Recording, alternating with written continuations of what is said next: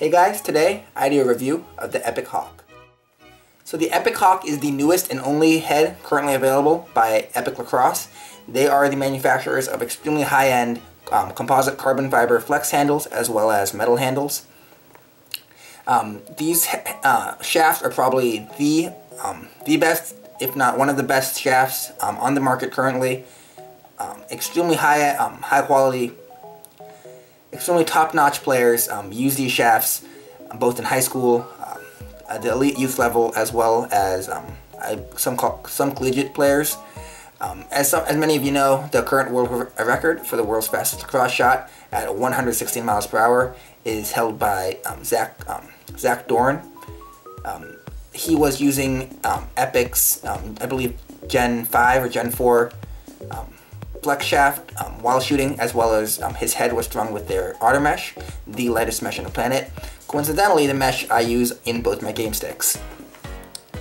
This here Hawk, I bought this and I strung it up yesterday with String King Type 1X mesh. String King Type 1X mesh, for those of you who don't know, is String King's semi-hard mesh. So they manufacture 3 meshes, but under their name they have 2 meshes, 1S and 1X. 1S being the softer of the two, 1X being the harder of the two. I recommend 1X mesh for midfielders who like a smooth release when shooting. A smooth release is, in my opinion, mandatory in order to be good with both hands, as middies need to be. When dodging with both hands and shooting on the run, you don't want any unneeded, unwanted snag or whip on your stick.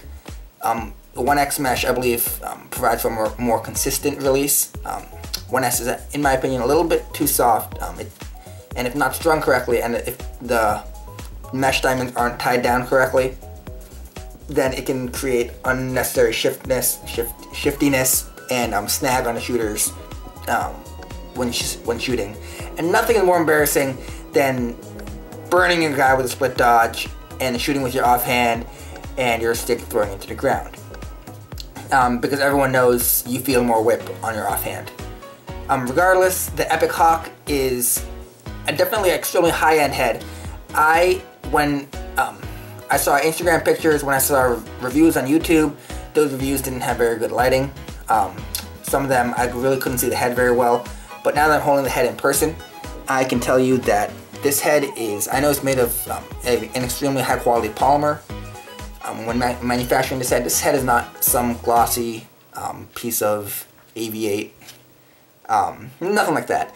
This is the Epoch Hawk, and much like their shafts, this is an extremely high quality head. You can see there is different mattes and gloss finishes. The mattes are very,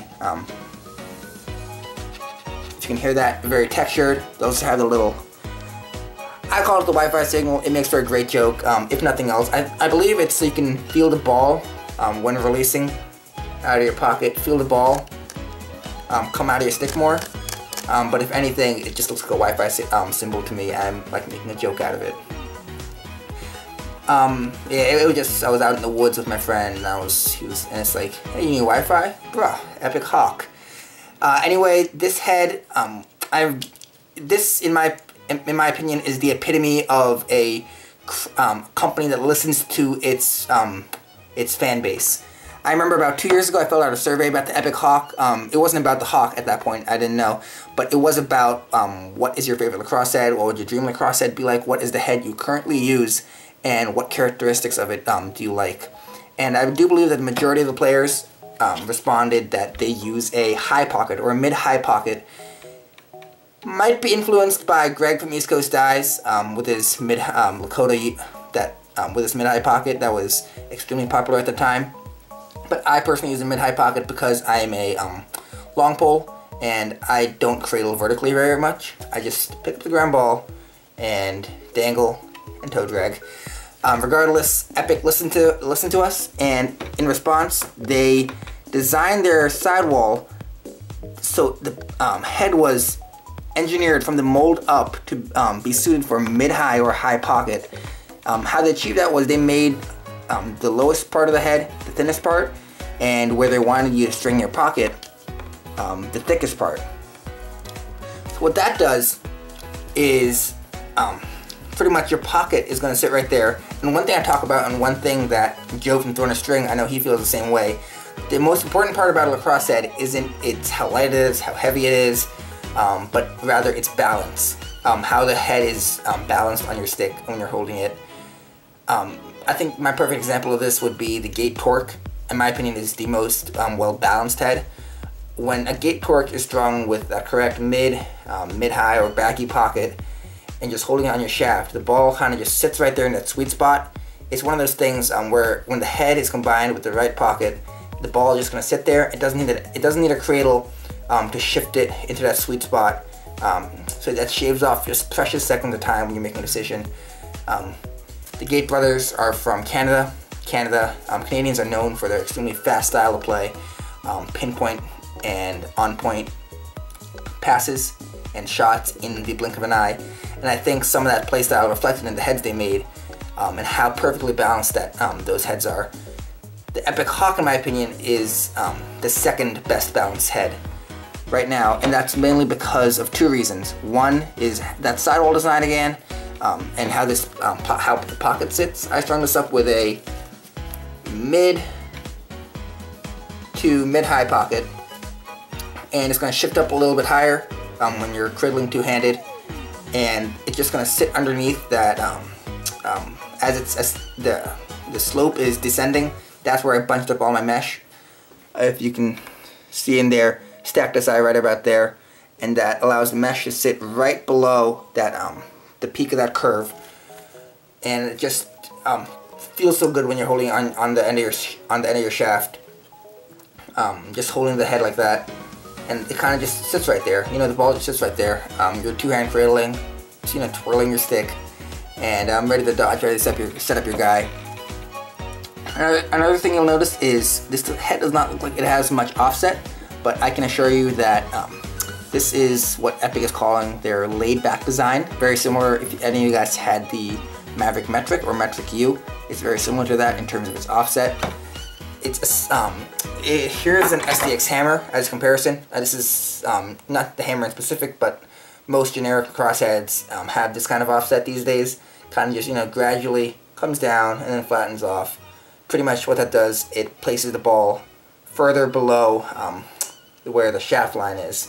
So if this was like, say, a Viper 2, or OG Viper, the head is flat, there's no offset.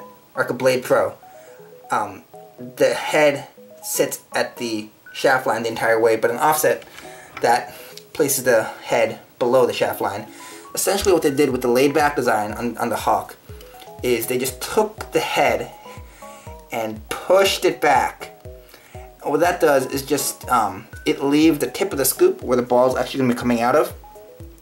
It leaves that below the shaft line, but the rest of the head doesn't look very offset. But the very scoop, the part that actually matters, is in fact, it has the same effect as a traditional offset. That's achieved in part by that laid back, pushback design, as well as the sizing of this sidewall brace. Speaking of the sidewall brace, this is a trestle design, classic Excalibur X10. In my opinion, in terms of performance, the best design. It might not look the best.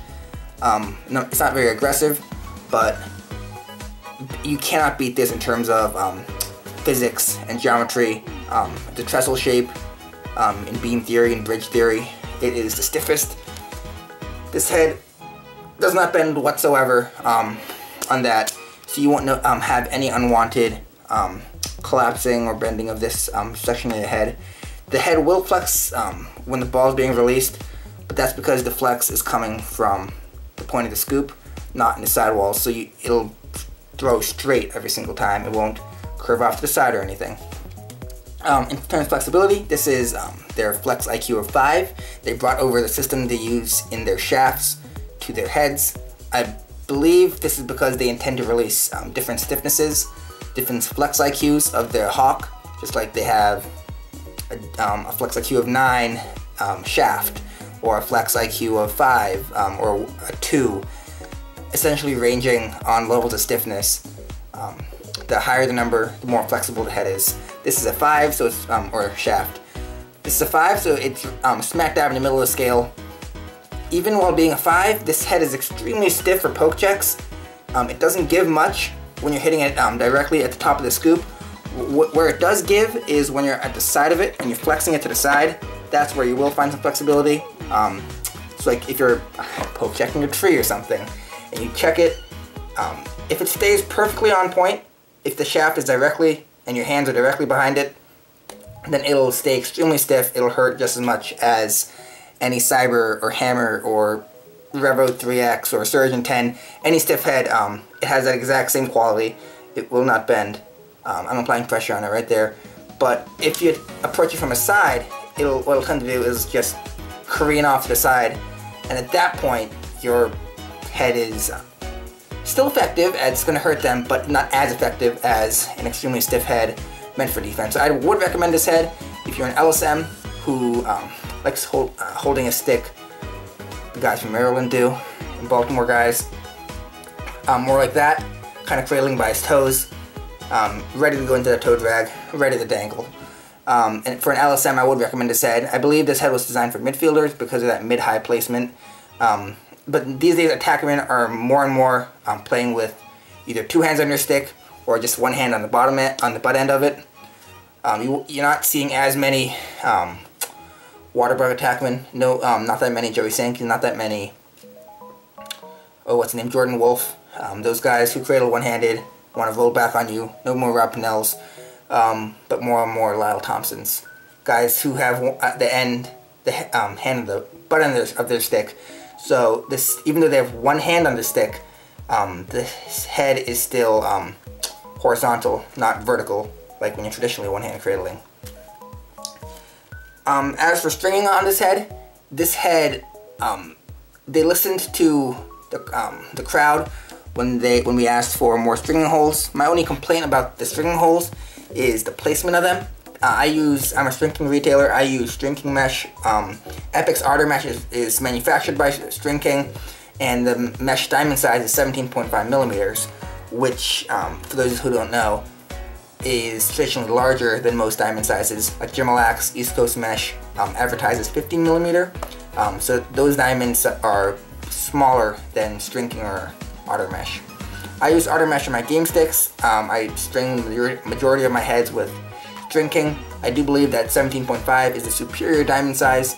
It has the most hold, consistency, and whip, the balance of all 3, and stringability. My only complaint would be with the Hawk. The string holes are a little bit awkwardly spaced for 17.5 millimeter mesh. I have strung a ton of heads. So with my patterns or my theories on how to string heads, the majority of the time, they turn out the exact same. I can get my desired pocket on almost any single head. My only problem with the Hawk was when I was anchoring these sidewall holes down throughout the throat. I do that. I keep it tighter at the bottom right around here because I want to have the pocket shift up higher. I don't want that much give at the bottom of my pocket, so I don't want it to bag out low. I want it to stay higher.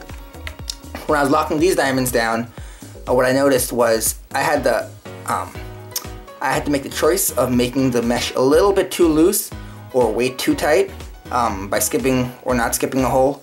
So if you can see here, it's a little bit too baggy for my preferences down low. I mean, like, the pocket is going to naturally sit right there, but I would like it, because this head was specifically designed for a mid-high pocket. I would rather prefer there not to be much pocket down here, so it has that slope, that aggressive high pocket. So that's one complaint. If you're stringing with 15 millimeter mesh, 10 diamond mesh, East Coast mesh, Gemalax mesh, throne mesh, or anything that's based off 15 millimeter, this head would string it perfectly. If you use the exact same pattern that I did on this, it would turn out maybe even better than this. It would be a little bit higher, and it wouldn't have as much give down here.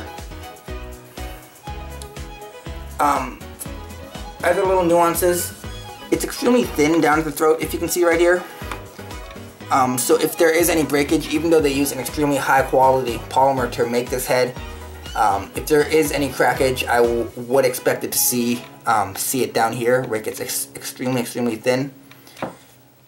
Otherwise, I've noticed some people who are in who received their heads from Epic just being yes men. I don't believe in being a yes man. It's like, oh, thanks for the free head, man.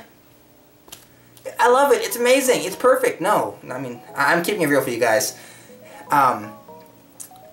This head is not perfect for face-offs. I don't care what anyone says. My best friend on my club team is our team face-off guy. I go to school with him.